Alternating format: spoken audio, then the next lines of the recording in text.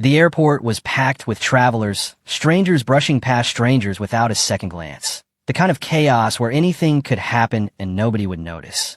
Amara Brooks stood near her gate in scrubs and a gray cardigan, clutching her hospital orientation folder, headed to her very first week as a nurse at one of the most prestigious hospitals in the state. Across the terminal stood a decorated Navy commander in full dress whites. Nobody could have predicted what would happen next.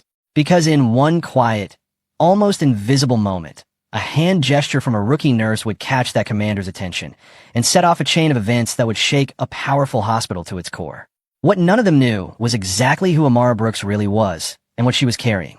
Just before we get back to it, I'd love to know where you're watching from today, and if you're enjoying these stories, make sure you're subscribed. The airport was the kind of loud that gets under your skin. Gate announcements bleeding into each other. Rolling suitcases grinding across tile. A toddler somewhere behind a pillar crying the specific cry that said she had been awake 3 hours past her limit. Hartsfield-Jackson Atlanta International on a Wednesday afternoon was controlled chaos wrapped in fluorescent lighting, and Amara Brooks was standing right in the middle of it, trying not to look like she was about to fall apart. She was 26 years old. She was wearing her dark blue scrubs under a gray cardigan that had seen better days, and she was gripping a manila orientation folder against her chest like it was the only thing keeping her anchored to the floor. Which, honestly, it kind of was. The folder had Volcrest Medical Center printed across the front in clean navy font, and below it, in smaller letters. New clinical staff orientation, week 1. Her name was handwritten on the tab in her own careful printing. Amara Brooks, RN, registered nurse. First placement. First real job after 3 brutal years of nursing school, 2 summers of clinical rotations, and 1 exam she had taken twice before she passed it on the second try at 6 in the morning while her roommate slept 2 feet away. She had made it. She just didn't feel like it yet. The flight to Crestwood wasn't for another 40 minutes, and Amara had already read through the orientation packet twice. She knew the hospital's floor layout. She knew the trauma bay procedure manual almost word for word. She had memorized the name of her supervising physician, Dr. Vanessa Pierce, head of trauma, and she had looked her up online enough times to recognize her face in a crowd. She was prepared. She told herself that every few minutes, like a quiet internal loop. You're prepared. You've done the work. This is just the next step.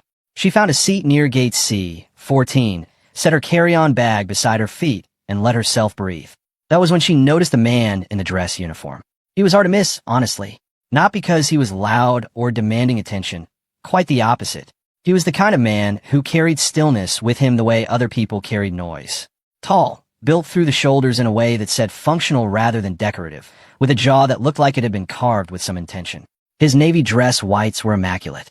The ribbons on his chest were stacked in precise rows, and even from 20 feet away, Amara could read enough of them to know she was looking at someone who had been places and done things that wouldn't show up in any civilian conversation. Commander Ethan Cole. She didn't know his name yet, of course. She would learn it later. But right then, he was just the officer near the water fountain, standing with his arms loose at his sides, scanning the terminal with the kind of casual awareness that looked relaxed only if you didn't know what relaxed actually looked like on someone who had never fully turned it off. Amara looked away. She pulled out her phone, unlocked it, stared at the screen without actually reading anything. Then she looked back, not at him, at the 2 men who were watching him. They were seated separately, one near the magazine kiosk, one standing by the wall of windows overlooking the tarmac. Different positions. No eye contact with each other. That was the first thing she clocked, the deliberate distance between them. Most people traveling together gravitated toward each other without thinking. These 2 were actively maintaining space, which meant the space was intentional, which meant they were working together without wanting to look like it. They were dressed like everyone else. Jeans, jackets, unremarkable shoes. One had a carry-on bag slung over his shoulder with a strap adjusted too tight, the kind of adjustment you made when you needed the bag to stay close. The other had his hands in his jacket pockets, and he hadn't moved them in 4 minutes. Amara knew because she'd been watching, not meaning to, but her eyes kept pulling back to them the way your tongue keeps finding a sore tooth. They were also whispering, not to each other, into their collar. A sleeve. Some kind of mic setup that they weren't quite hiding well enough for someone who had grown up watching her older brother run drills in the backyard and explain, with the patience of a much older person, exactly what surveillance looked like from the outside. Malik, she thought. You always said I'd use this someday. Her brother's voice came back to her the way it always did. Steady, low, careful. Amara, watch the hands first, then the eyes, then the feet. People lie with their faces. Their bodies always tell the truth. He'd been 23 when he said that. She'd been 17. He was already a Navy corpsman by then, home on leave, eating their mother's chicken and rice, and talking to her like she was a colleague instead of a kid sister. Sergeant Malik Brooks, Navy corpsman embedded with special operations units. The man who had taught her, over years and over distances, every hand signal, every field communication code, every quiet warning system used by medics working alongside teams who couldn't afford to make noise when things went wrong. He had made her practice the signals until they were reflex. She had not thought of them in 2 years. She thought of one now. It wasn't dramatic. That was the whole point. It was never supposed to be dramatic. She shifted her orientation folder to her left hand, raised her right hand to her cheek like she was resting her face, elbow propped on the armrest. And with 2 fingers, she made a small, precise gesture. A directional point angled downward and to the left, held for 2 seconds, then released. The variation Malik had taught her specifically, the one used by embedded field medics to signal potential threat proximity to special operations personnel. Not a general warning, a specific one. The kind that said, "You have eyes on you, right flank unknown intent." Only certain people would recognize it. Only certain people would know what version that was and what it meant. She didn't look at the commander when she did it. She looked at her phone. For a long moment, nothing happened. Then she saw it in her peripheral vision. The commander's weight shifted, barely, a fraction, the kind of micro-adjustment that looked like he was just resettling, and his eyes moved. Not to her. He didn't look at her. His gaze swept the terminal in a slow, practiced arc, hitting the magazine kiosk, the window wall, the 2 men, and then moving on without stopping. His posture changed. That was all. Just a subtle reset in his shoulders, a slight dropping of his chin, a recalibration that probably looked like nothing to anyone who wasn't watching for it. But Amara had watched Malik do it 100 times in training videos, in stories, in the careful way he described what it felt like to switch modes in a crowded space. Commander Cole had heard her. Within 2 minutes, and she was still watching, still pretending not to, 2 people in civilian clothes repositioned through the crowd. Not running, not urgent, just moving with the quiet efficiency of people who knew exactly where they were going and why. The man at the magazine kiosk drifted left. The man at the window wall simply wasn't there anymore when Amara looked back. They dissolved into the crowd without a ripple. No shouting, no commotion, no announcement over the intercom. The terminal kept moving around her like nothing had happened, because to everyone else, nothing had. Amara sat very still for a moment. Her heartbeat was louder than it should have been. She didn't approach the commander. She didn't try to catch his eye. She gathered her bag, stood, and walked toward the gate agent's desk to ask about the boarding group assignments, because she needed something normal to do with her hands. She was boarding through the jetway when she felt it. A gaze, specific and deliberate. She turned her head once, just slightly, and across the width of the terminal, Commander Cole was looking directly at her. Not a lingering look, not question, just a single, measured nod. The kind that said received and understood and noted all at once, wrapped in 2 seconds of eye contact before he turned away and disappeared toward the first-class lounge. She stepped onto the plane and didn't breathe properly until after takeoff. The flight was 90 minutes. She spent the first 30 of them staring at the clouds outside the oval window, her orientation folder open on the tray table, but unread. Malik had been dead for 2 years. He had died during a classified extraction operation overseas, in a location she still didn't know and probably never would. The official notification had come to their mother's door in a white envelope with a government seal, and the letter inside had used words like fell in service and distinguished conduct and our deepest condolences. It had told them almost nothing. What she knew from the months before. From phone calls where his voice sounded tired in a way that had nothing to do with sleep. From the last video call where he'd looked at her for a long moment before saying, "Amara, you remember everything I taught you, right? Don't ever forget those signals. Promise me." She'd laughed it off at the time, said something about how she wasn't going to war. He didn't laugh back. 3 weeks later, he was gone. She pressed her fingers against the cool plastic of the window frame and let herself miss him for exactly 5 minutes. Then she picked up the orientation folder and got back to work, because that was what Malik would have told her to do. In first class, Commander Ethan Cole sat with a glass of water untouched on the tray table and his phone in his hand. He had typed a message to a number saved only as a contact letter. Find out who the nurse in row 18 is. Scrubs, gray cardigan, manila folder. She used an embedded field medic signal, the exact variation. Malik Brooks' variation. I need to know who she is and how she knows it. He read it back. Hit send. Then he stared at the back of the seat in front of him and tried to figure out when the last time was that he'd felt a cold shock move through him like that. The kind that happened when something impossible walked up and introduced itself. He had served alongside Sergeant Malik Brooks for 18 months. He had held that man's hand when he died in the field, on a stretcher, 3 kilometers from extraction. And whatever the official report said, Ethan knew the full shape of what had happened, even the parts that had been quietly smoothed over in the version that made it to the families. The signal was Malik's. Ethan had never seen anyone else use that specific variation. The angle, the 2-finger directional, the whole duration. It was too precise to be coincidence. Too correct to be imitation. He closed his eyes for a moment. Who are you? He thought.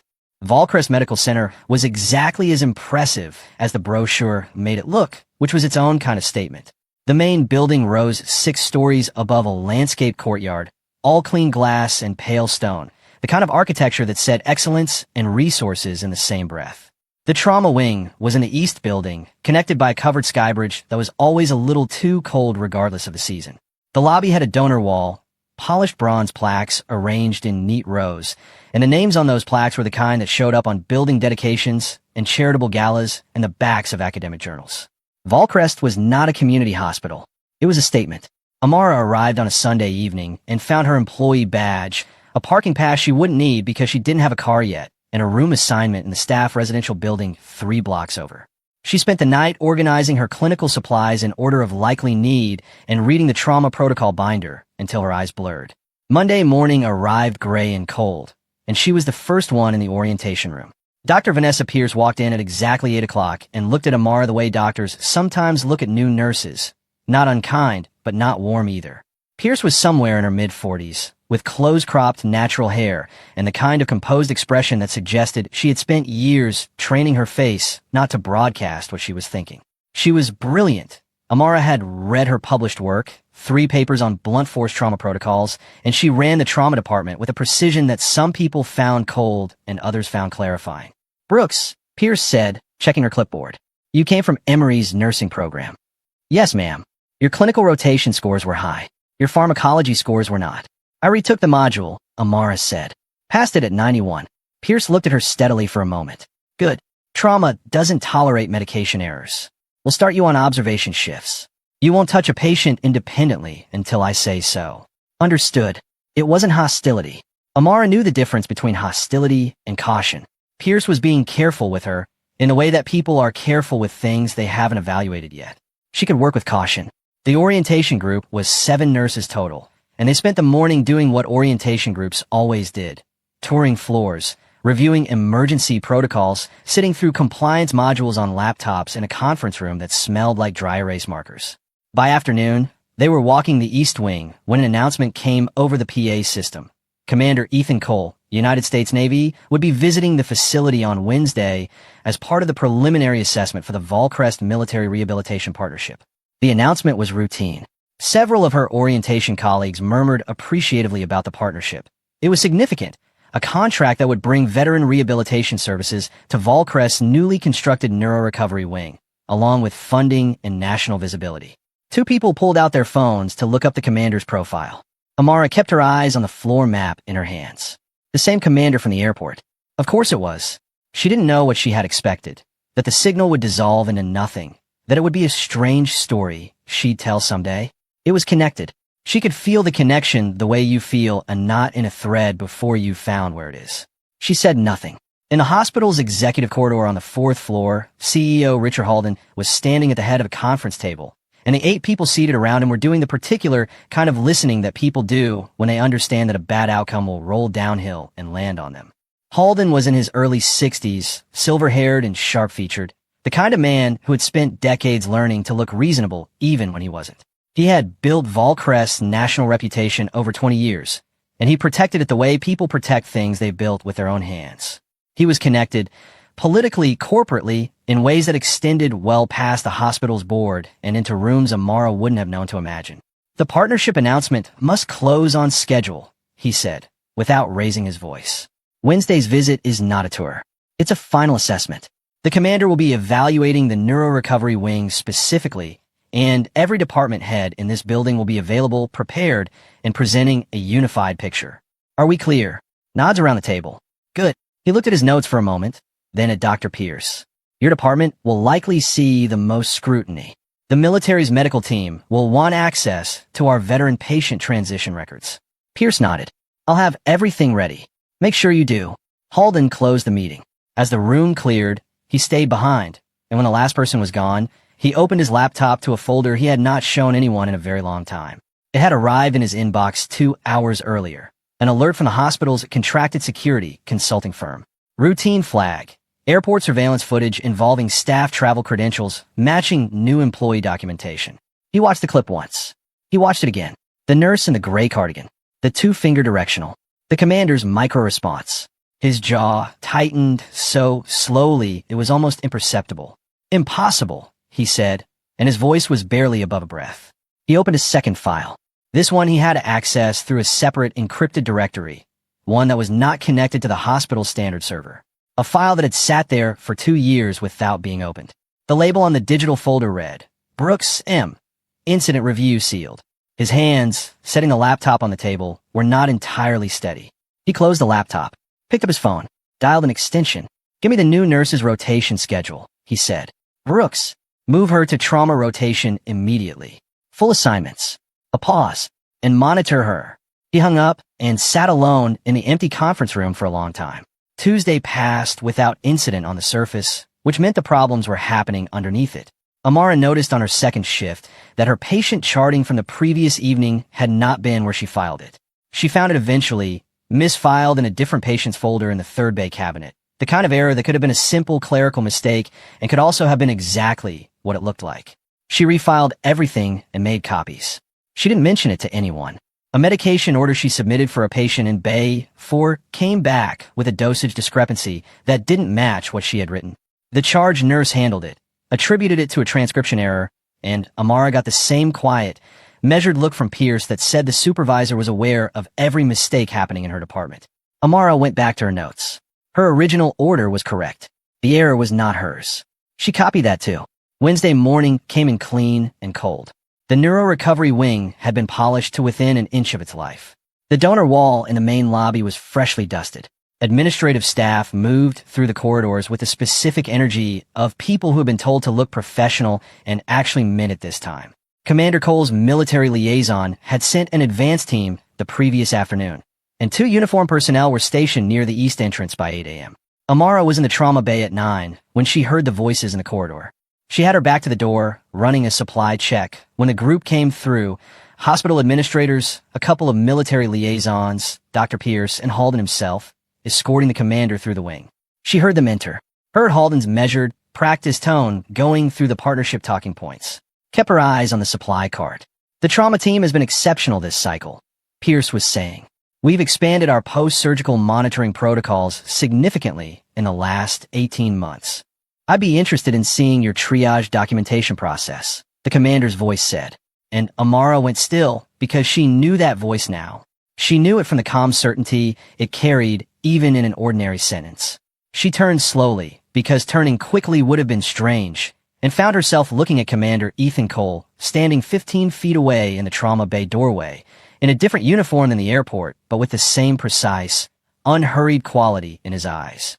He saw her in the same moment. She looked up. They both held completely still for exactly 1 beat too long. Pierce noticed. Halden noticed. Then both of them looked away, because whatever had just moved through the air between the nurse at the supply cart and the decorated Navy commander in the doorway was too specific to be acknowledged out loud in a room full of people with agendas. The group moved on. Amara went back to the supply check. 20 minutes later, the tour looped back through the wing as they headed toward the administrative corridor, and Commander Cole stepped slightly to the side of the group. Barely a foot, barely a shift, but enough, and said quietly, low enough that it didn't carry, "You trained under Brooks." Her hand stopped moving on the clipboard. She turned to face him and kept her voice the same register. "He was my brother." Something moved in his expression. Not surprise exactly, but recognition clicking into place. His eyes were steady on hers, and she could see him recalibrating something internal. "Malik Brooks."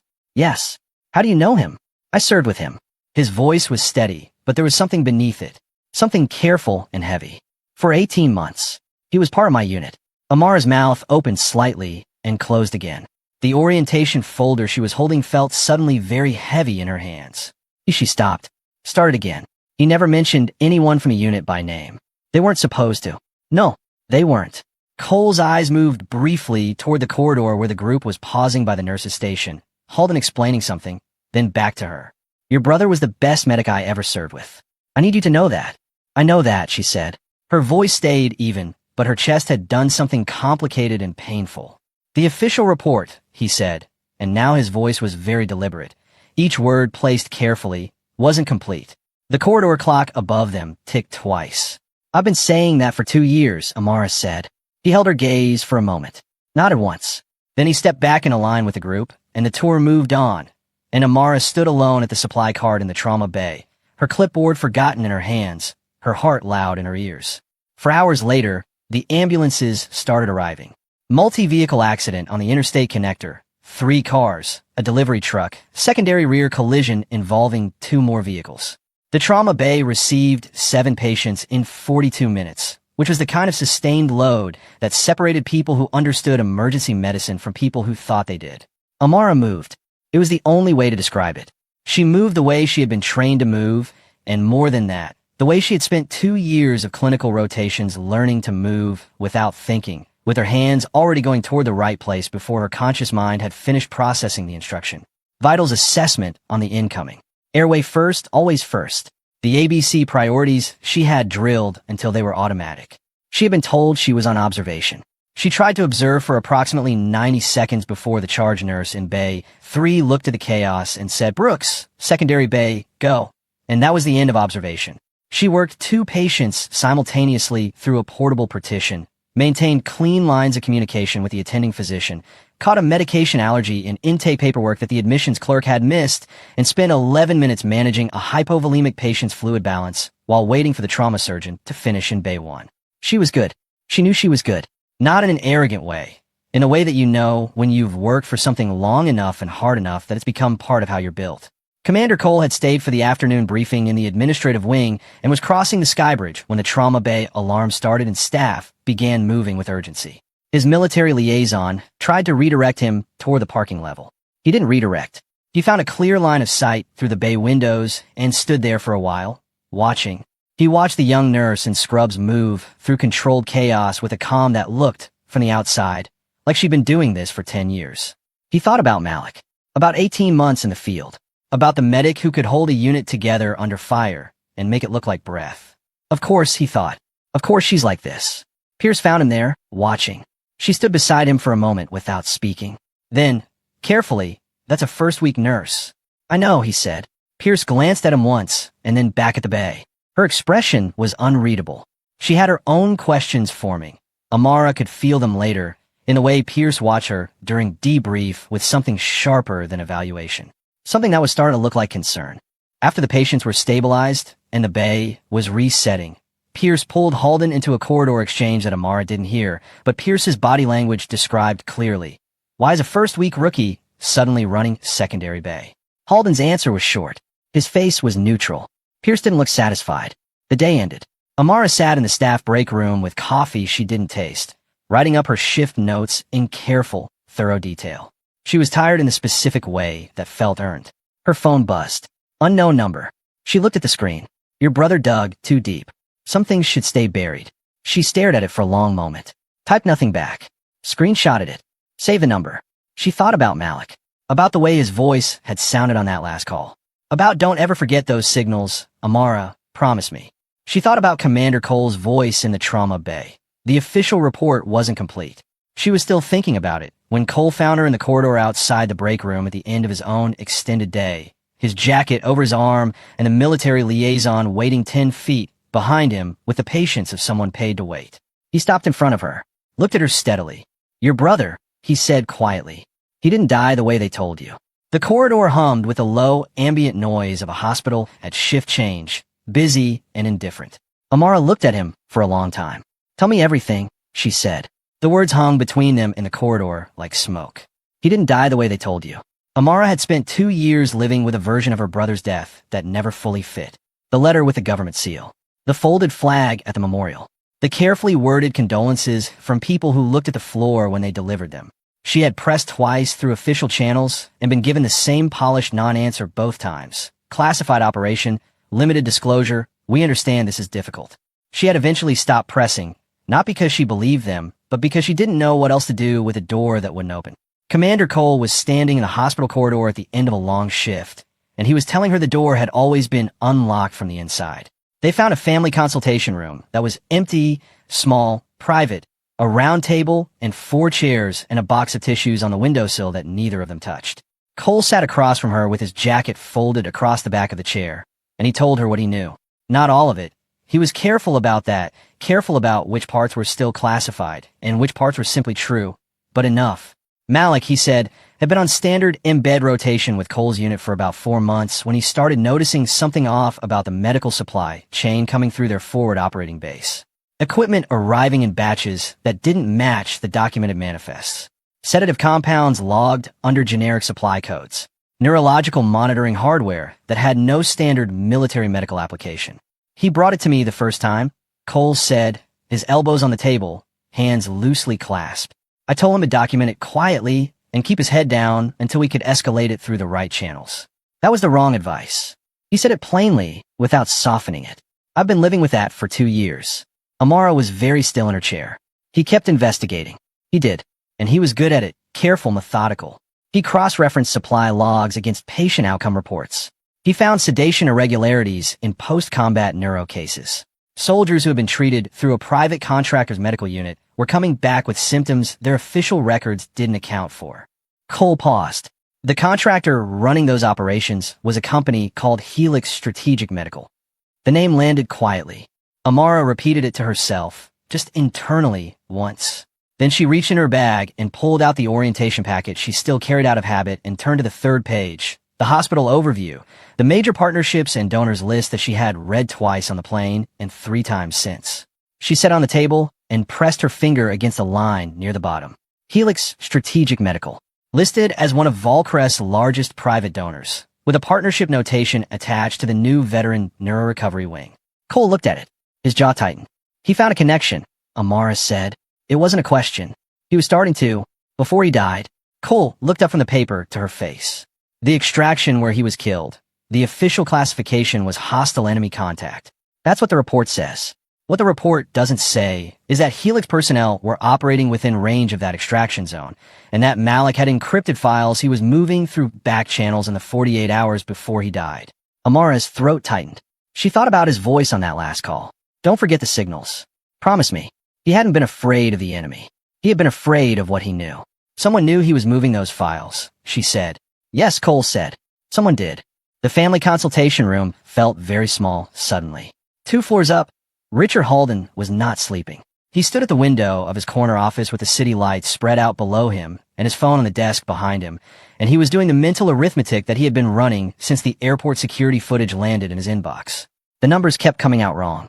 The nurse's name matched the file. The signal matched the medic. The medic matched Malik Brooks. And Malik Brooks was a name that was supposed to be 2 years buried in a classified folder in a family's grief. He picked up his phone and called Julia Mercer. Mercer picked up on the 2nd ring, which meant he'd been awake too. We have a problem, Halden said. A pause on the other end. Smooth, unhurried. Define the problem. The nurse I mentioned. She made contact with Cole today, in the trauma wing. They spoke privately. Another pause, longer this time. Is it the brother? Her name is Amara Brooks. Malik Brooks' younger sister. She's a first-week nurse in my trauma department, and she just spent 20 minutes alone with a man who commanded her brother's unit. The silence on Mercer's end was the kind that meant he was thinking rather than waiting. That's unfortunate timing, he finally said. It's worse than that. She used the signal. The airport footage shows it clearly, the exact variation. Cole recognized it. Then she knows something, or she will shortly. Halden turned away from the window. Cole told her the official report was incomplete. I don't know how much further he's gone. Then contain it, Mercer said. His voice was still smooth, still even, and that was the part that had always made Halden uncomfortable, the complete absence of alarm in a man who should have had some. You know what's at stake. Halden ended the call without answering. He stood alone in his office and looked at the donor wall image on his desk. A framed photograph from 3 years ago, the groundbreaking ceremony for the neurorecovery wing. He was in it. Mercer was in it. A Helix executive was in it. smiling at the camera with the comfortable smile of a man who expected everything to go his way. He sat down, opened his laptop, pulled up Amara's employment file, and underneath it, through the secondary directory, Malik's sealed incident review. He read it for the first time in 18 months. His hands were not steady when he closed it. The next morning, Amara arrived at her shift to find a note in her employee inbox. Her rotation had been updated, effective immediately, to include the new Veteran Neurorecovery Wing as part of her weekly case exposure. Staff orientation, tour, and observation, signed off by Halden's administrative assistant. She read it twice. Then she tucked it into her bag beside the growing collection of screenshots and copied documents she was quietly assembling, and she went to do her job. Dr. Pierce was already in the trauma bay when Amara arrived, running through archive supply contract files on her office computer with a focus that didn't look like routine administration. Pierce looked up when Amara knocked on the open door, assessed her for a brief moment, then looked back at her screen. "Brooks, you're on the Neuro Wing tour this afternoon. I saw the update." Pierce hesitated, just slightly, a fraction of a pause that a less attentive person would have missed. "Be thorough. Take notes on the equipment." It was a strange thing to say to a nurse on a standard orientation tour. Amara noted it. She noted also, over the next several hours, that Pierce kept returning to a specific folder of archived records. Military trial medications cross-referenced against trauma supply logs from 5 and 6 years prior. Amara didn't ask. She watched, and she waited, and she filed the information away.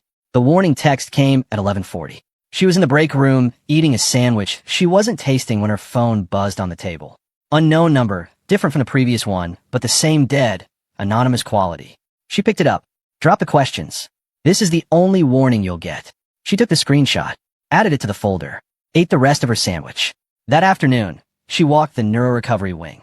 It was Volcrest's crown jewel, the showpiece they trotted out for press visits and donor events.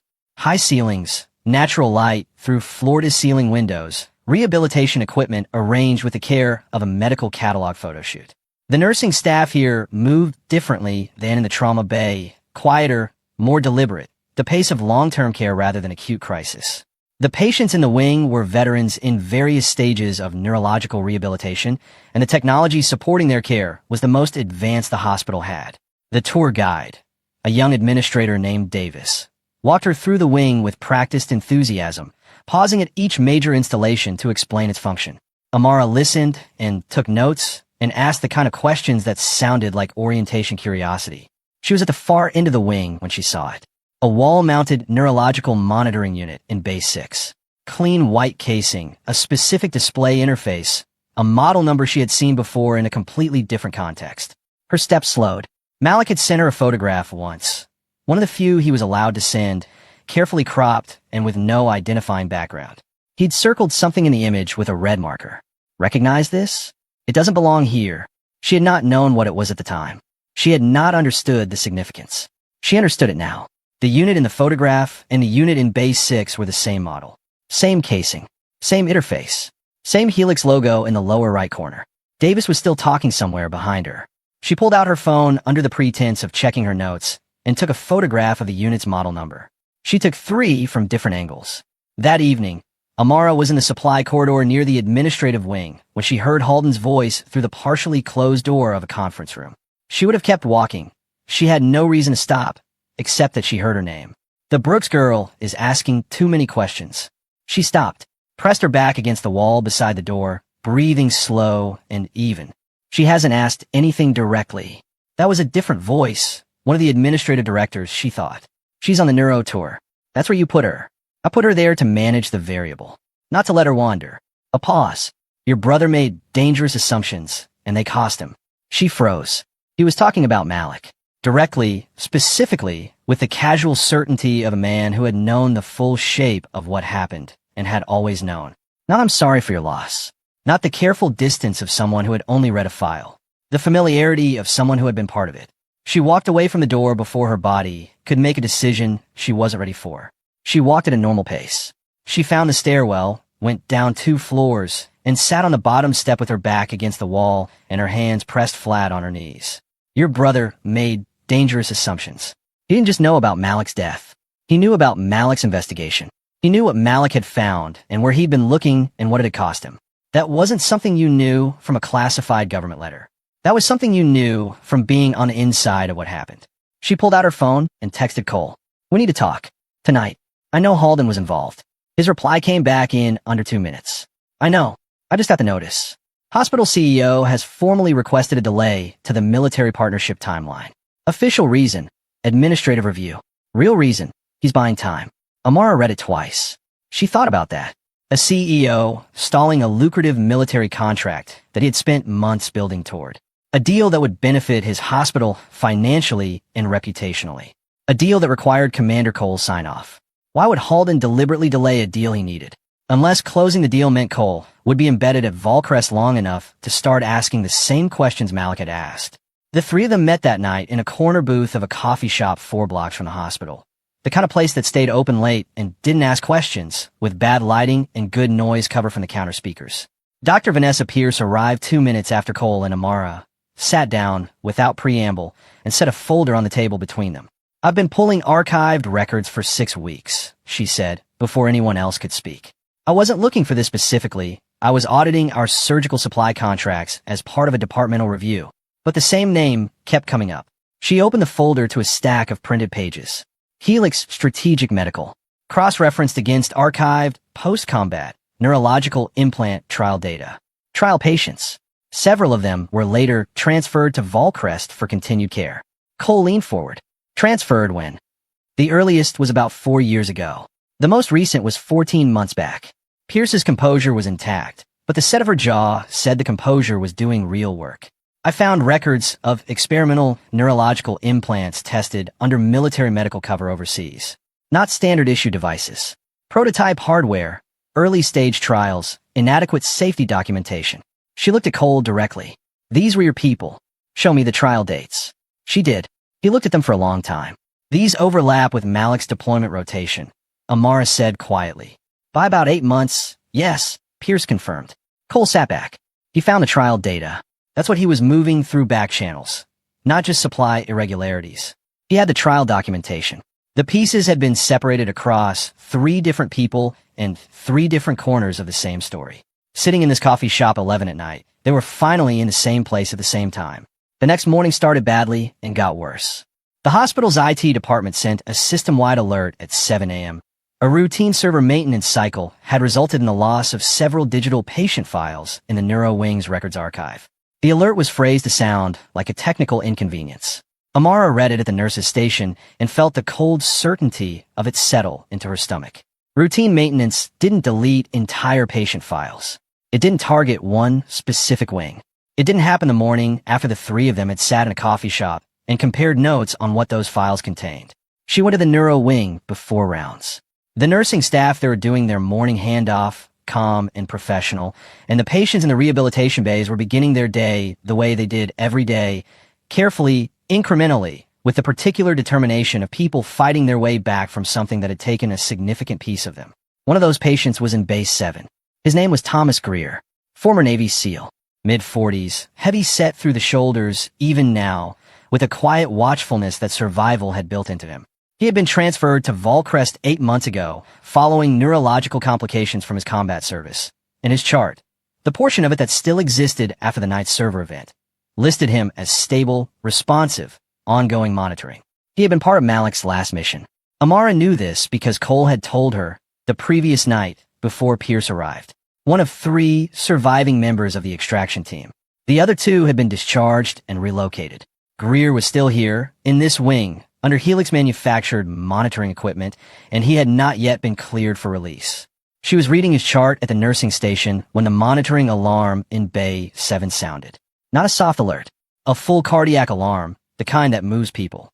She was through the bay door before the alarm finished its first cycle, gloved and reaching for the crash cart rail by instinct. Greer was seizing, a full tonic-clonic episode, severe, his body pulled rigid against the bed rails, his face a color she did not like. The floor nurse was already there, calling the code, and the attending physician was 40 seconds behind. Amara worked the airway. She didn't ask permission, and nobody stopped her. She worked the positioning, the suction, the oxygen delivery, talking through what she was doing in the clear, flat narration that chaotic situations needed. Suction ready, airway clear, lateral position, monitoring vitals, and by the time the physician arrived, the immediate danger had been stabilized and the seizure was cycling down. The physician took over. Amara stepped back. She stood against the wall of Bay 7 while the team worked, and she looked at the neurological monitoring unit mounted on the wall above Greer's bed. The same Helix model she had photographed the day before. Its display was running a continuous readout, and she was not a neurological technician, but she had been reading everything she could find about these devices for the past 48 hours, and the calibration settings displayed on the screen were not within the standard range documented in the device's published specifications. They were outside it, by enough to matter. She photographed the screen. Then she photographed it again. 2 hours later, Pierce pulled Amara into a supply room that was temporarily empty and said, without greeting, "The seizure wasn't idiopathic." "I know," Amara said. "The implant readout I pulled from this morning. The calibration settings are overridden. Someone manually changed the output parameters on that device." Pierce's voice was precise and controlled, but underneath, it was something very close to fury. "This isn't a malfunction.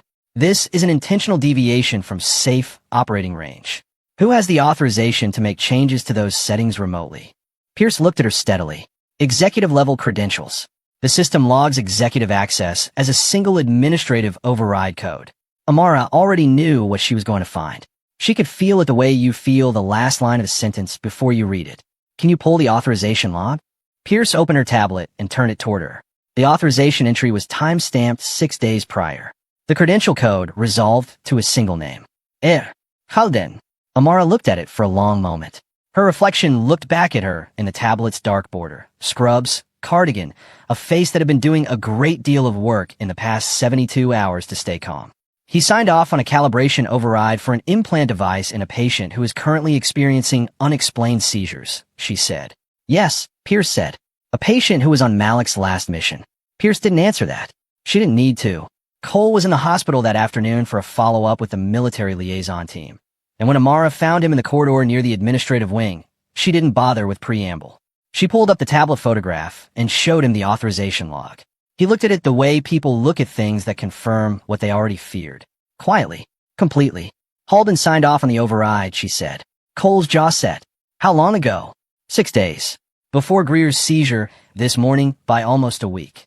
He handed her back the tablet. He was very still in a way that people who are accustomed to managing extreme anger in extreme conditions are still. Not calm, contained. "If those devices harmed my men," he said, and his voice was low and completely even, "I will burn this hospital to the ground." The words were not hyperbole. She believed him. "We need proof that will hold," she said. "We need more than the log. We need the original trial data, the financial connections, and something that ties Mercer to Helix directly. The log proves Halden touched the device. It doesn't prove where the order came from." "Mercer," Cole said. "I overheard a conversation in his office. Halden isn't running this. He's managing it. There's a difference." Cole absorbed this. Not at once. Halden, meanwhile, was having a different kind of afternoon. He met Julian Mercer in the private dining room on the 4th floor that was technically reserved for board functions and was, in practice, used for conversations that needed walls. Mercer arrived unhurried, in a suit that cost more than most people's monthly salary, and sat down with the ease of a man who was accustomed to rooms arranging themselves around him. "It's resurfacing," Halden said. He did not sit. He stood at the window with his hands in his pockets, and his voice was tight in a way he couldn't entirely control. "The nurse has the authorization log. Cole has seen it. Pierce is pulling archived trial records." Mercer cut his food with precise, unhurried movements. "Then contain it. I'm trying to tell you that containment is no longer straightforward. We buried it once," Mercer said. Not loudly. Not with any particular emphasis. Just evenly, the way you say something you've said before and expect to say again. The methodology hasn't changed. Halden turned from the window. He looked at Mercer, really looked at him, and he saw, not for the first time, the thing underneath the smooth surface. The thing that had been underneath it for years, that had spent years finding reasons to look past. "Mercer, there's a Navy commander involved now. There are military officials asking questions. This isn't. There's a first-week nurse and a soldier with a grudge," Mercer said, finally looking up. "And a doctor who's about to discover how quickly careers can change direction. Handle it." He went back to his food. The hospital announced the following day that the Volcrest Military Rehabilitation Partnership Gala would be held in 3 weeks. A televised event black tie, investors and military brass and media all in one room for the formal contract announcement. Commander Cole would be the keynote speaker. Halden made the announcement at the all-staff briefing. His voice was steady. His hands, behind the podium, were not. Amara was in the back of the briefing room. She watched Halden deliver the announcement and thought about the sealed file in his encrypted directory and the authorization log, and the words he had spoken through a partially open door. The brother made dangerous assumptions. She thought about Greer in Base 7, stabilized now, but fragile, with a Helix device in his head that someone had deliberately miscalibrated 6 days before he seized. She took the stairs down to the parking garage after the briefing because the elevators were slow and she needed to move. She was 2 rows from her entry door when she heard footsteps behind her, too close, too deliberate, not the random footfall of someone heading to their car.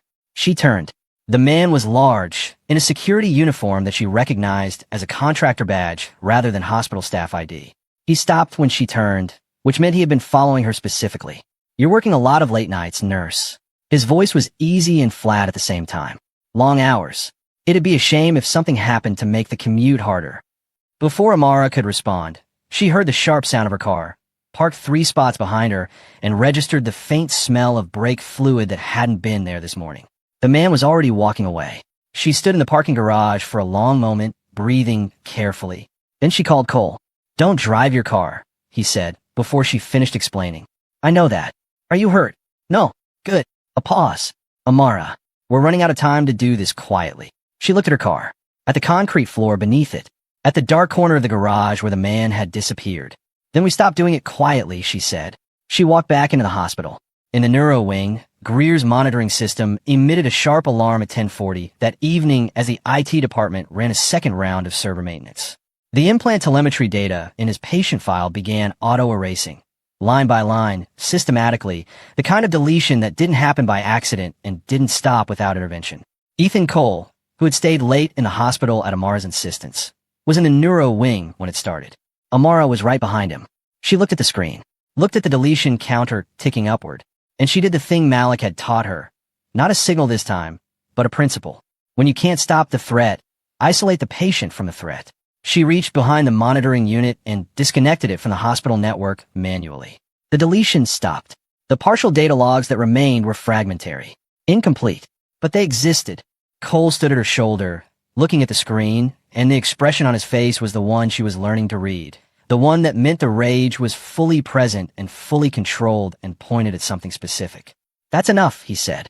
He wasn't talking about the data logs. "We go to the gala," Amara said. "All of it." In front of everyone. The neuro wing didn't quiet down until well past midnight. Greer had been restabilized. Vitals holding, seizure activity suppressed, the attending neurologist hovering over his chart with the focused unease of someone who couldn't fully explain what they were looking at. The Helix monitoring unit sat disconnected from the hospital network, its screen dim, its data logs frozen mid-deletion at whatever percentage had been preserved when Amara pulled the cable. The floor nurses moved with the careful efficiency of people who knew something significant had happened and weren't yet sure what to say about it. Cole stood at the foot of Greer's bed for a long moment after the medical team cleared. He looked at the man in the bed. The stillness of him, the monitors, the equipment, and his face held the particular expression of someone accounting for a debt. "He was on the ground with Malik," Cole said quietly. Not to anyone specifically, just out loud, because some things need to be said into a room. "I know," Amara said. She was at the monitoring unit with her phone, documenting every visible data point on the frozen screen before anyone thought to remove it. Calibration settings, timestamp logs, the partial telemetry that hadn't erased in time. She photographed it methodically, frame by frame, the way her brother had taught her to document evidence in the field. Thorough, sequential, nothing skipped because it looked minor. Pierce arrived at 10 past midnight in a coat pulled over her off-duty clothes, which meant she had come from home, which meant someone had called her. She looked at the monitoring unit, looked at the screen, looked at Amara, still photographing it. "Tell me you save enough," Pierce said. "Enough to compare," Amara said. "Maybe enough to prove." Pierce sat down at the nursing station terminal and pulled up the archived Helix trial reports she had been quietly compiling for the past week. She set them beside the partial implant logs Amara had preserved and began cross-referencing with the focused intensity of someone who had been waiting for this exact moment. "Cole, watch your work. What are you looking for?" "A match." Pierce didn't look up. If the malfunction pattern in these logs matches a defect helix documented internally and then suppressed, meaning they knew about it, buried it, and kept shipping the devices, then this isn't negligence. She paused. It's knowing and deliberate. The room was quiet except for the low beep of Greer's heart monitor and the soft clicking of Pierce's keyboard. 15 minutes later, she sat back in her chair. It matches, she said. The calibration deviation in Greer's unit is consistent with a known output defect helix identified in their internal testing and removed from their safety disclosure documents before filing for military medical approval. She said it evenly, like she was reading a clinical finding. They knew the devices could trigger neurological events under specific conditions. They buried the data, and someone in this hospital, using executive credentials, manually pushed a patient's device into exactly those conditions. Cole stood very still. Amara looked at the photographs on her phone. At Greer. At the wall. We have to move, she said. Cole had already been moving in the background, in ways the hospital wasn't aware of. He had been careful about it. Quiet communications through his military contacts, unofficial channels, the kind of network that operated below the level of formal requests and paper trails. He had not told his command everything. He had told them enough. Enough for the right people to start paying attention to the right corners. By the following morning, Volcrest's administration received a formal inquiry from a military medical oversight office regarding the Neurorecovery Wing's device procurement documentation. The inquiry was framed as a routine audit request. It was not routine. Halden received it at 8 a.m. and called his legal team before he called anyone else. By 9 a.m., he had issued 3 internal directives, a media silence protocol across all departments, a restricted access order for the Neuro Wing, and a mandate for an immediate internal investigation to be conducted exclusively by hospital-appointed personnel, not independent reviewers. Hospital-appointed. Amara read the directives on the all-staff bulletin and felt the shape of what they were. Not transparency. Containment. The instinct of a man trying to get his hands around something before anyone else could reach it. She was walking the East Corridor at 10 when she heard Julian Mercer's voice. She hadn't seen him in person since the hospital boardroom briefing 2 weeks earlier. She knew who he was by face and reputation, the way you know people who occupy the upper levels of an institution without ever directly interacting with them. He was in the corridor near the administrative wing with 2 people she didn't recognize, and he was speaking in a low, measured register of a man delivering instructions rather than having a conversation. She caught fragments. Career incentives. A name she recognized as one of the senior nurses in the Neuro Wing. Cooperation isn't optional. She kept walking. Didn't slow. Didn't look. But she pulled out her phone and sent Pierce a text. Mercer is working the staff. Directly. Be careful. Pierce replied 30 seconds later. Already heard. 2 residents were approached this morning. Offered research grant nominations in exchange for discretion regarding ongoing administrative matters. Mercer was efficient, Amara thought. She had to give him that. While Halden was running damage control through directives and legal teams, Mercer was working the human infrastructure, the people who held information, who had access, who could either talk or be quietly motivated not to. He understood that institutions were made of people, and people could be managed. The parking structure was the place she least wanted to be. She had parked 3 blocks away since the break incident, walking the extra distance every shift without complaint. But the hospital's east entrance was under HVAC maintenance that afternoon, and the detour ran her through the garage level. And she was halfway through when the footsteps came from behind a concrete pillar to her right. Different man than before. Same contractor badge, same flat effect, same carefully calibrated proximity that said this is a warning, not an action. He stepped into her path without touching her, and she stopped, and they stood 3 feet apart under the fluorescent hum of a parking structure at 2 in the afternoon. Your brother thought he was untouchable too, the man said. Amara looked at him. She was aware of her heartbeat, aware of the distance to the stairwell door, aware of the security camera above and to her left whose angle would catch the pillar, but not both of them, depending on exact positioning. She had noted all of this in the first 2 seconds. She had also noted that he said thought. He was a Navy corpsman embedded with special operations, she said. Her voice was level. He wasn't untouchable. He was just right. And being right was enough to scare the people who needed him quiet. The man said nothing. You can keep sending people to parking garages, she said. It won't change what we already have. She walked past him. Her hand was shaking by the time she hit the stairwell. She pressed them flat against the wall for 10 seconds, breathing deliberately, the way Malik had taught her to breathe after a field stress event. 4 counts in, hold. 4 counts out. Don't let the body's alarm system run past the moment that triggered it. You feel it. You acknowledge it. Then you keep moving. She kept moving. That evening, Cole sat across from her in the same coffee shop as before, and she told him about the parking garage. About the man. About what he'd said. Cole listened without interrupting. When she finished, he set down his coffee and said, "Your brother called me the night before the extraction. I didn't know it was the last time." He paused. "He told me that whoever had tipped Helix off, it wasn't someone overseas. It was someone stateside. Someone who knew his full name, his unit, his investigation timeline. A leak from inside. From somewhere close to the top of the domestic operations structure." He looked at his hands briefly. "I've been trying to find the source for 2 years. I think it leads to Mercer." Amara was quiet for a moment. Then she told him what she hadn't told anyone yet. Not Pierce. Not in any text or document. The thing she had been carrying since the night of his first disclosure. The thing that had been sitting at the center of everything since she understood what Malik had actually known. "His last call to me," she said. "He didn't sound like himself. Not frightened exactly. More like someone who had already made all their decisions and was just waiting for the consequences." She looked at the table. He said, "Someone back home already knows. Be careful who you tell." I didn't understand what he meant then. I do now. Cole's expression was very quiet. "He knew the leak was domestic," Amara said. "He tried to warn me even then. He was protecting me." She didn't cry. She had done her crying in private, in the specific isolated moments she allowed herself, and she had made her peace with the grief by turning it into something directional. But her voice, for just a moment, had the weight of 2 years in it. Cole nodded once. Slowly. "Then we finish what he started?" She nodded back. The anonymous tip to the journalist had been sent by Pierce.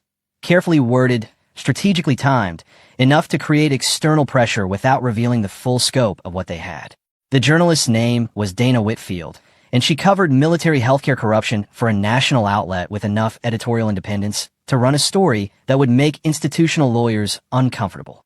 She had published 3 pieces in 2 years that had triggered federal investigations.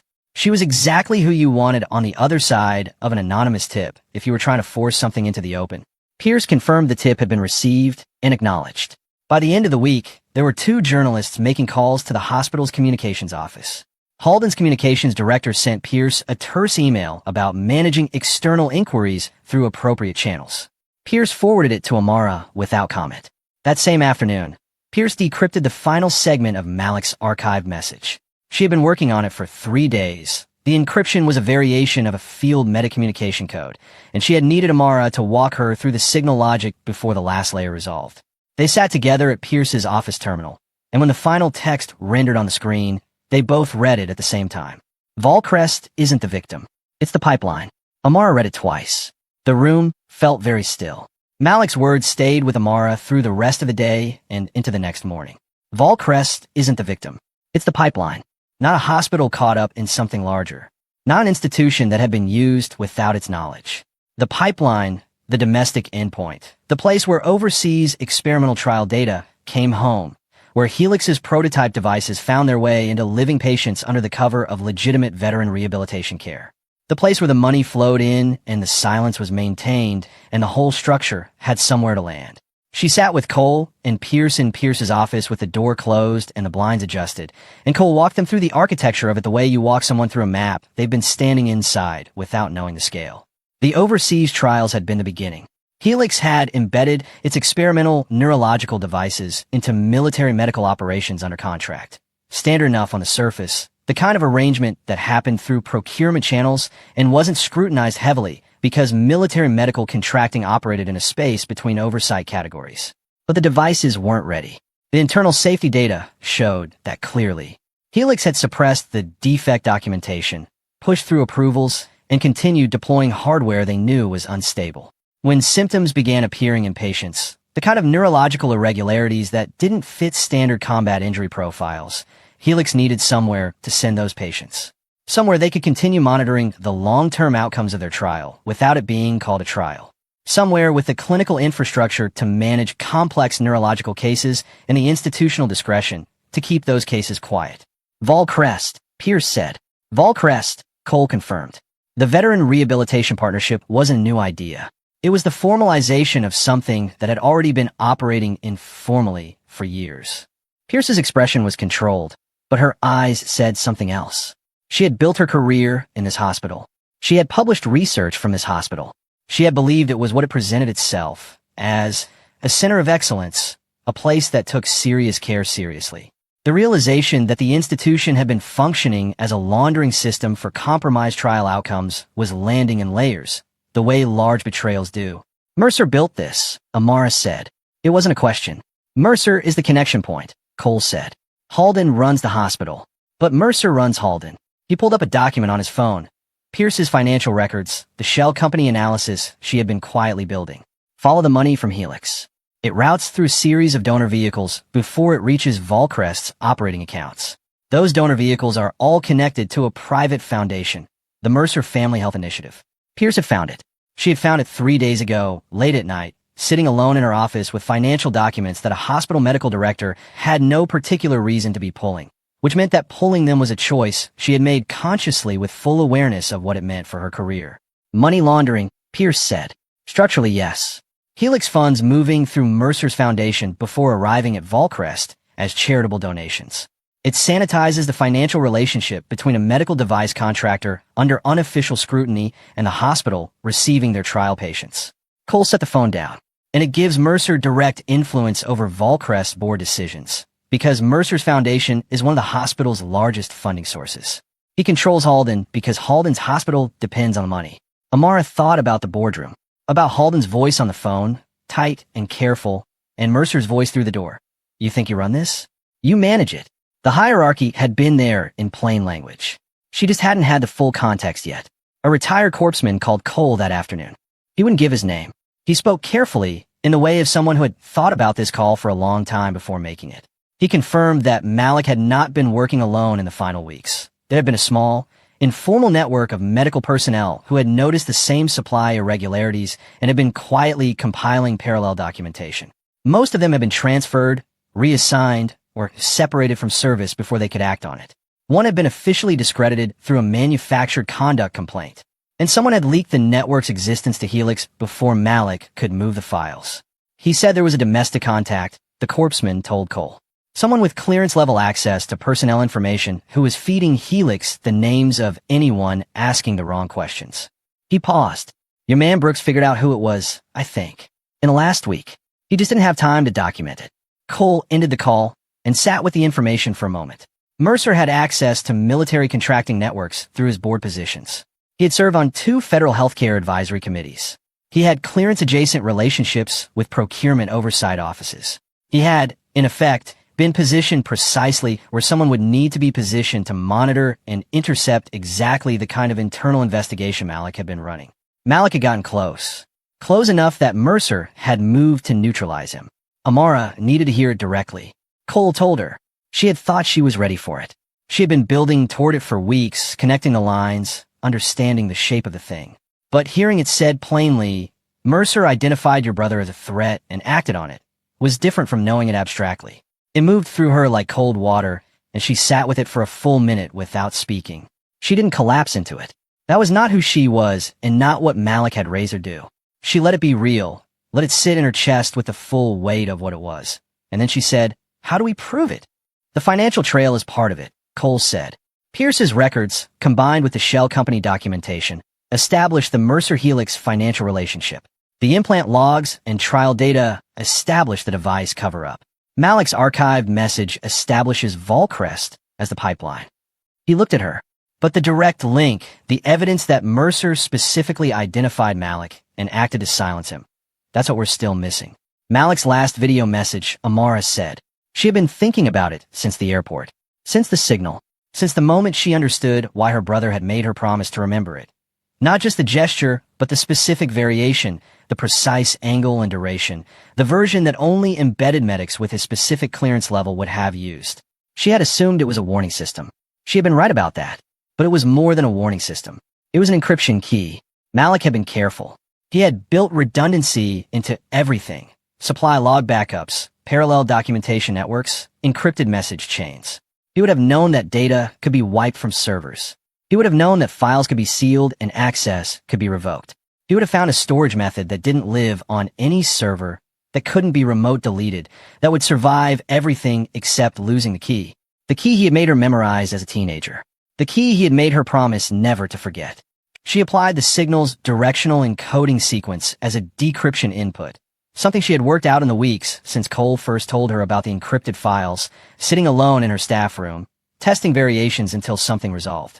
A secondary file, layer unlocked. The video was 14 minutes long. Malik was sitting in a forward operating base. She could tell from the background the specific quality of the light, and he was looking directly at the camera with the calm of someone who had decided to be calm because calm was the only useful thing left. He laid out everything. The supply irregularities, the sedation records, the neurological devices, the trial documentation, the suppressed safety data. And then, in the last 4 minutes, he named Mercer directly, board member, Mercer Family Health Initiative, Helix Procurement Pipeline, and stated clearly that he believed Mercer had been feeding personnel information to Helix through a protected advisory channel. He had dates. He had transaction references. He had enough. Amara watched it with her hands flat on her desk and her breathing controlled. And when it ended, she sat very still for a moment. Then she called Cole. "I have it," she said. The gala was in 6 days. Pierce had already copied every relevant file to 3 separate encrypted drives. The implant logs, the trial records, the financial documentation, Malik's archived message. She had moved the copies to locations outside the hospital's network on 3 consecutive evenings, varying her route each time. She had stopped using her hospital email for anything related to the investigation. She had, in the space of 2 weeks, become someone she had not previously been. Not just a physician, but a person who understood that institutions could be machinery for concealment, and that working inside them sometimes meant working against them. Cole was coordinating with his military contacts to ensure that the right people, the right level of brass, the right oversight officials would be at the gala. Not officially investigating, just present, available, ready to receive what was coming. They were 3 days from the event when the hospital's server system was hit overnight. Not a routine maintenance cycle this time. A sophisticated intrusion, targeted, moving through the Neuro Wing's records architecture and the administrative documents stored simultaneously. Someone was making a final attempt to clear the field before the gala. Cole's IT contact in the military liaison team had installed a passive monitoring program on the hospital network 4 days prior, under the guise of standard military partnership technical review. It detected the intrusion. It didn't stop it, but it logged the access point, the deletion targets, and the credential signature of the account used to initiate it. The credential signature resolved to a proxy account. The proxy account traced back, through 2 layers, to a system access node registered under Mercer's foundation. They barely saved the files. The backup drives Pierce had moved off-site held everything the hospital servers had lost. 3 days before the gala, Mercer called a closed board session. Amara didn't know the specific content of what was said, but she watched Halden walk out of the administrative corridor afterward, looking like a man who had been told precisely how much trouble he was in and precisely what would happen if he didn't manage it. He walked past her in the hallway without seeing her, or without wanting to see her, and his hands at his sides were the hands of a man doing very deliberate work to appear composed. That evening, Pierce sat in her office reading back through the complete documentation package they had assembled. She looked up when Amara knocked. "Are you ready for this?" Pierce asked. Amara thought about the airport, about the signal, about Malik's voice in a video she had watched 100 times without understanding it, about a man in dress whites across a crowded terminal who had recognized something that was supposed to be forgotten. "He spent his whole career doing the right thing in places no one was watching," she said. "The least I can do is do it once in a room full of people." Pierce looked at her for a moment, nodded. Mercer, in his penthouse office across the city, ended a phone call and sat at his desk in the particular stillness of a man who had managed crises before and expected to manage this one. His expression was composed. His eyes were calculating. "Then it's time," he said quietly, to no one, "to remind them how accidents happen."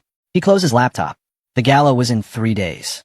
The ballroom at the Crestwood Grand was the kind of room that had been designed to make people feel like whatever happened inside it mattered. 12-foot ceilings. Chandeliers casting warm gold light across round tables draped in white linen. A raised stage at the far end with a podium and a Volcrest medical center seal projected on a screen behind it. Military dress uniforms alongside tailored suits, alongside the particular brand of business casual that journalists wore when they wanted to look like they belonged somewhere expensive. Servers moved through the crowd with practiced invisibility. The bar was open. The conversation was smooth. On the surface, it looked like every other institutional gala, controlled, expensive, self-congratulatory. The kind of event where money and reputation shook hands in public, and everyone pretended It was about something larger than both. Beneath the surface, every person Amara trusted was in position. She stood near the east entrance in a navy dress she had bought 2 days ago specifically for this. Her evidence drives in a small clutch bag that she had not let out of arm's reach since Pierce handed them to her that afternoon. Cole was near the stage, in full dress uniform, scheduled to speak within the hour. Pierce was at a table near the center of the room with her laptop bag over her chair and a direct connection established to the ballroom's AV system. She had spent 40 minutes that afternoon with the venue's technical coordinator under the pretense of preparing the partnership presentation slides. Dana Whitfield was at a table near the back, press credential clipped to her jacket, a recorder in her pocket, and her phone on the table with 2 editors on standby, waiting for a message that would tell them to hold the front page. Amara had met her briefly in a hotel lobby the previous morning. 10 minutes, a handshake, a transfer of duplicate files. Whitfield had looked at the documentation for 3 minutes, and then looked at Amara with the expression of someone who had spent a career waiting for exactly this kind of story to walk through the door. When it breaks, Whitfield had said, it will break fast. Make sure you're ready for what comes after. Amara had thought about that. She was as ready as she was going to be. Halden arrived at the gala, looking like a man held together by the specific tension of someone who had not slept in 3 days and was performing composure for an audience that could not know it was a performance. His color was poor. His smile, when he deployed it for donors and board members, didn't reach anything above his mouth. He moved through the room with the careful tread of someone navigating a surface they weren't sure would hold their weight. He saw Amara near the east entrance and looked away immediately. She watched him do it. Mercer arrived 20 minutes later, and the difference between the 2 men in the same room was the difference between someone carrying weight and someone who had learned to distribute it invisibly. Mercer was polished, easy, working the room with the fluid confidence of a man who had spent decades ensuring that rooms worked in his favor. He shook hands, smiled with his eyes, asked questions that made people feel noticed. He was very good at what he was. He passed within 8 feet of Amara without acknowledging her existence. The formal program began at 8. Halden spoke first. The welcome, the institutional overview, the carefully constructed narrative of Volcrest as a leader in veteran medical care. He read from his notes more than usual. His voice held. 2 board members spoke. A military liaison gave a brief address about the partnership's significance. Then Commander Ethan Cole walked to the podium. The room settled into the particular attentiveness that decorated military officers commanded in formal settings. Cole had presence. Not performed presence, the kind that came from doing things in conditions where presence was either real or you didn't come back. He stood at the podium and looked out at the room for a moment before he spoke. He began with the standard language. The partnership, the commitment to veteran care, the hospital's rehabilitation infrastructure. He spoke well, precisely, and the room listened with the satisfied attention of an audience hearing what it expected to hear. Then his tone shifted. It wasn't dramatic. That was the thing about Cole. Nothing he did was performed. The shift was simply that he stopped reading from the script and started speaking from somewhere else. I want to talk about the men and women this partnership is supposed to serve, he said. His voice was the same register, but something in it had changed. I want to talk about what it means when the institutions designed to protect them fail them instead. Not through incompetence, not through negligence, through deliberate choice. The room's attention sharpened. Some of our wounded veterans were not healed in this facility, Cole said. They were experimented on. The silence that followed was the specific silence of a large room full of people choosing not to react until they understood what was happening. Halden's face at the head table had gone the color of old concrete. The devices used in this hospital's veteran neurorecovery wing, Cole continued, his voice steady and clear, carrying to every corner of the room without effort, were prototype hardware manufactured by a private contractor called Helix Strategic Medical.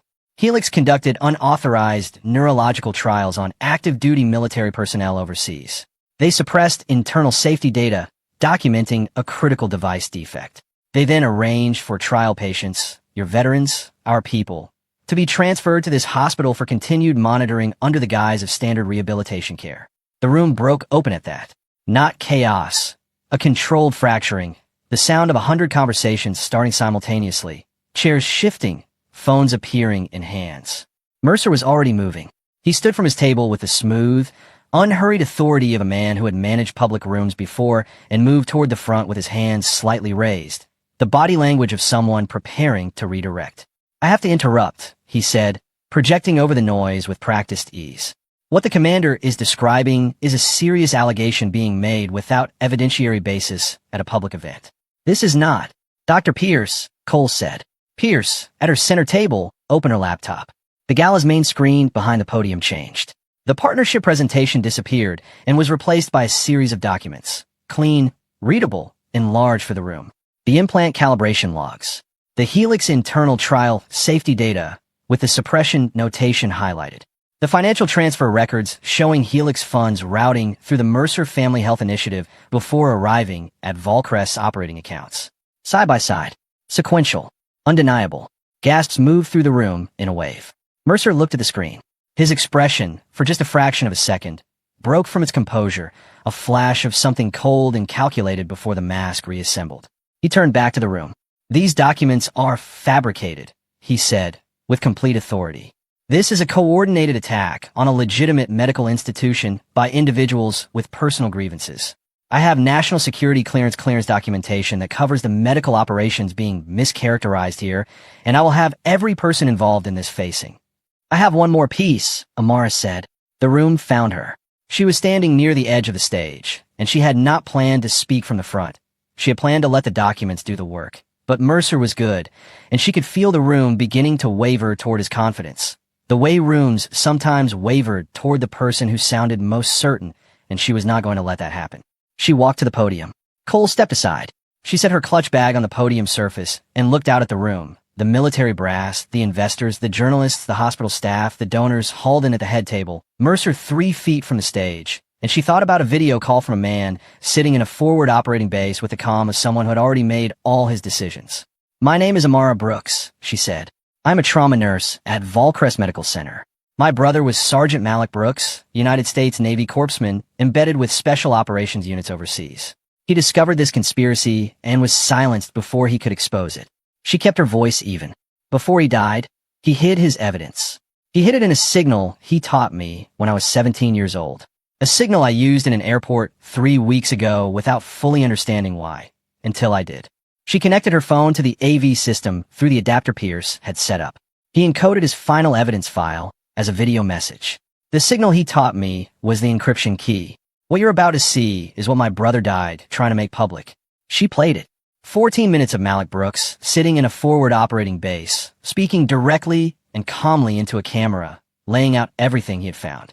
Supply irregularities, sedation records, device trial documentation, the Helix suppression data, and then, in the last 4 minutes, naming Julian Mercer, board member, Mercer Family Health Initiative, Helix Pipeline Domestic Contact, with dates, transaction references, and the specific advisory channel through which personnel information had been leaked to identify and neutralize everyone who had been asking the wrong questions, including himself. The room was completely silent for the entire 14 minutes. When it ended, nobody moved for a moment. Then Halden stood up. He didn't say anything for a second. He just stood there at the head table with his hands pressed flat on the white linen and his face doing something complicated and human that his performance of composure had not been able to fully suppress. He looked at Mercer. Then he looked at the screen, where Malik's video had just ended. I tried to stop it, he said. His voice was not loud, but the room was quiet enough that it carried. When I understood the full scope, when I realized what the patient transfers actually represented, I tried to pull back, but I was already inside it. The money was already flowing. The files were already sealed. He stopped. His jaw worked. I made choices I cannot defend. I'm not trying to defend them. I'm telling you that the man in that video was telling the truth, and that Julian Mercer is the reason he is not alive to say it himself. Mercer turned to look at Halden with an expression that was perfectly still. You have nothing, Mercer said, quietly enough that only the front of the room heard it clearly. He has us, Cole said. The ballroom's main doors opened. 4 federal investigators in civilian clothes entered from the east entrance. 2 more came in from the service corridor on the west side. They moved without urgency, with the practice calm of people executing a plan that had been in place since before the event began. Cole's military contacts had made calls, and those calls had reached the right offices, and the right offices had spent 3 days reviewing the documentation Pierce had delivered through secured channels. Mercer assessed the room, assessed the exits, made the calculation that people like him made in moments like this, the calculation of whether there was still a move available. Then he turned toward the service corridor. Cole stepped directly into his path. They stood face to face for a moment, Mercer in his tailored suit and Cole in his dress uniform. and the room held its breath. "Your brother died, believing truth wins," Mercer said to Amara, not looking away from Cole. His voice was low and even and contained something that might have been admiration if it hadn't been so cold. "Let's see if you do." The federal investigators reached him. He was escorted out of the ballroom with the quiet efficiency of an arrest that had been prepared for, and the doors closed behind him, and the room stayed still for another moment before it broke into the particular controlled chaos of a large space full of people who had just witnessed something they would be describing for the rest of their lives. Dana Whitfield was already typing. The story broke at 11:17 that night. Whitfield's piece went live with the headline, "Veteran patients used as trial subjects in military contractor cover-up, hospital board member charged." By midnight, it had been picked up by 4 national outlets. By 6 the following morning, it was the lead story on every major news network, and the name Helix Strategic Medical was attached to the kind of coverage that corporate legal teams spend careers trying to prevent. The investigation that followed was not a single event, but a sustained unraveling, the kind that took months, moved through multiple jurisdictions, and pulled threads that kept revealing more threads underneath. Military hearings convened within 2 weeks. The oversight committee that examined Helix's military medical contracting history found documentation of unauthorized trials stretching back further than anyone had publicly acknowledged.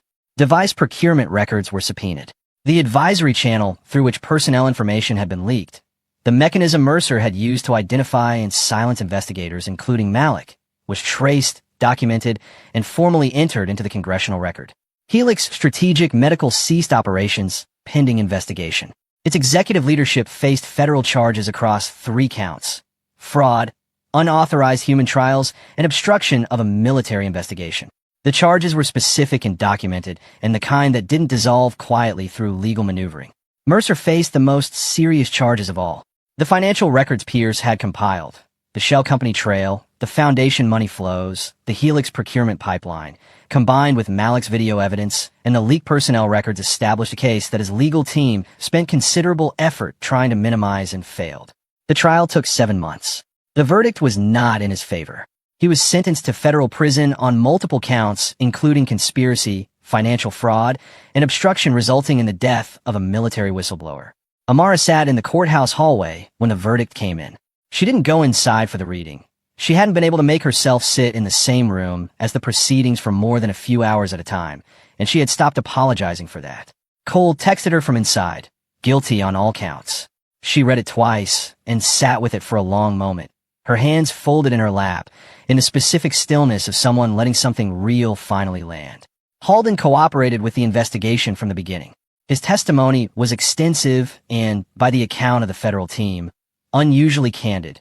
Not the calculated cooperation of someone minimizing liability, but the account of a man who had spent years making compromises that compounded past the point of exit and had decided that a complete accounting was the only thing left available to him.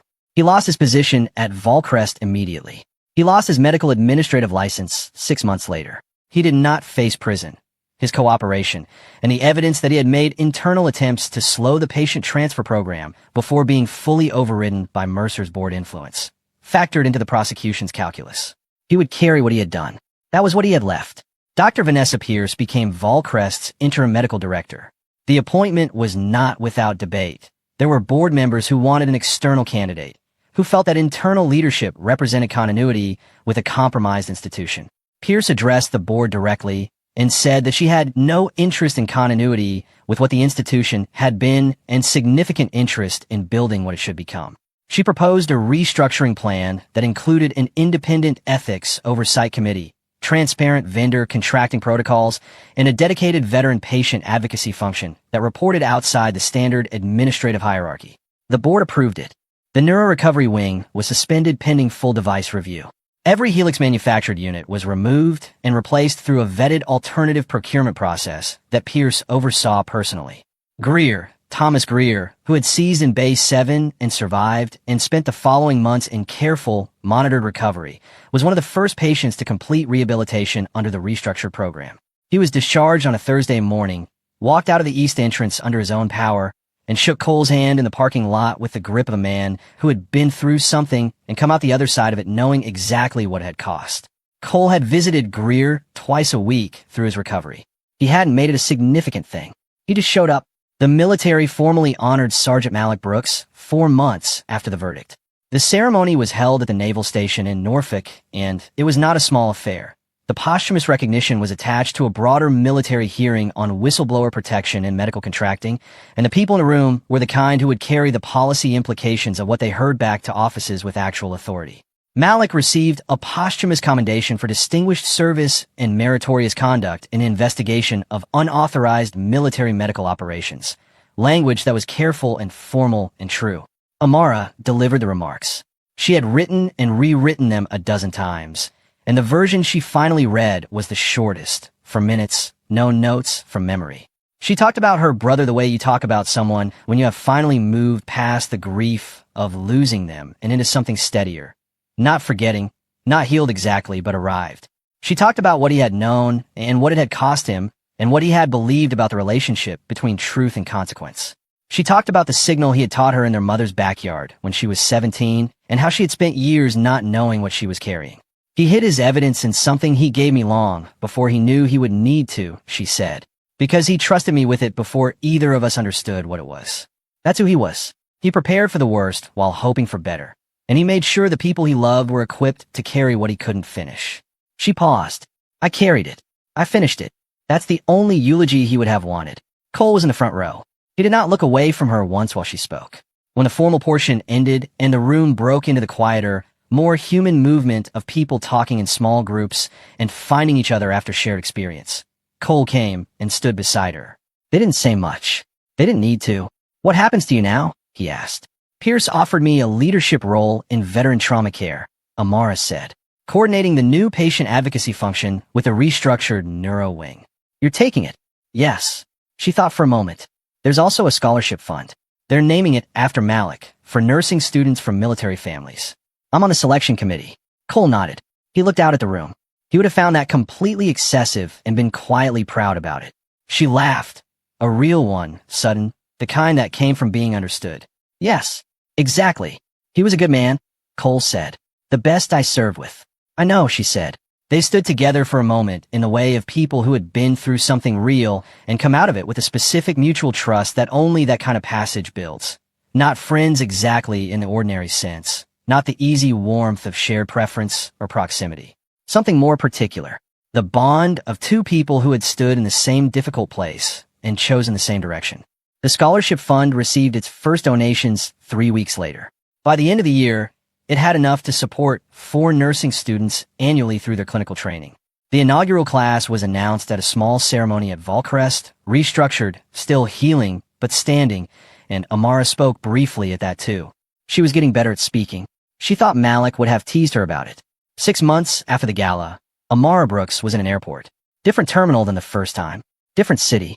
She was traveling to a veteran trauma care conference in San Diego, and she had a window seat and a journal article she was presenting in a conference tote bag that was already heavier than she had intended. She was standing at her gate, checking her boarding pass, when she noticed a young man across the terminal. He was 22, maybe 23. Military bearing, just barely civilian clothes, the specific self-containment of someone who had learned to take up less space than they needed. He was watching the room, too carefully. Not afraid exactly. Alert in the way that people stayed alert when the context around them had trained them to. She recognized it. She crossed the terminal. He looked up when she stopped a few feet away, measured, assessing, the quick evaluation of someone who had been in enough uncertain situations to check their exits. Sorry to intrude, she said. I just wanted to say, you're doing it right. The awareness. It's a good instinct to keep. He looked at her, uncertain. She made the signal. The 2-finger directional, precise angle, correct duration. Malik's variation. His eyes changed. My brother taught me that, she said. He was a Navy corpsman. He said it was for people who needed to communicate something important without making noise. She smiled. He was right about most things. The young man looked at her for a moment. Then something in the set of his shoulders released slightly. The particular release of someone who has been carrying alertness alone and suddenly understood they didn't have to. Thank you, he said. She nodded, picked up her conference tote. She walked back to her gate and sat down and looked out the window at the tarmac. The planes lined up in the gray morning light. The ground crews moving with the unhurried efficiency of people who knew their work, and she felt the thing that she had been slowly learning to call peace. Not the absence of loss. Not forgetting. Just the knowledge that the thing Malik had started was still moving through the world, passed from hand to hand, signal to signal, from the people who carried it to the people who needed it. She picked up her journal article. She had a flight to catch. If Malik could hide the truth in a signal he taught his little sister years before he even knew he'd need to, what has someone you love already placed in your hands that you haven't recognized yet? If this story moved you, hit like, subscribe, and stay close, because the next one might just change how you see everything.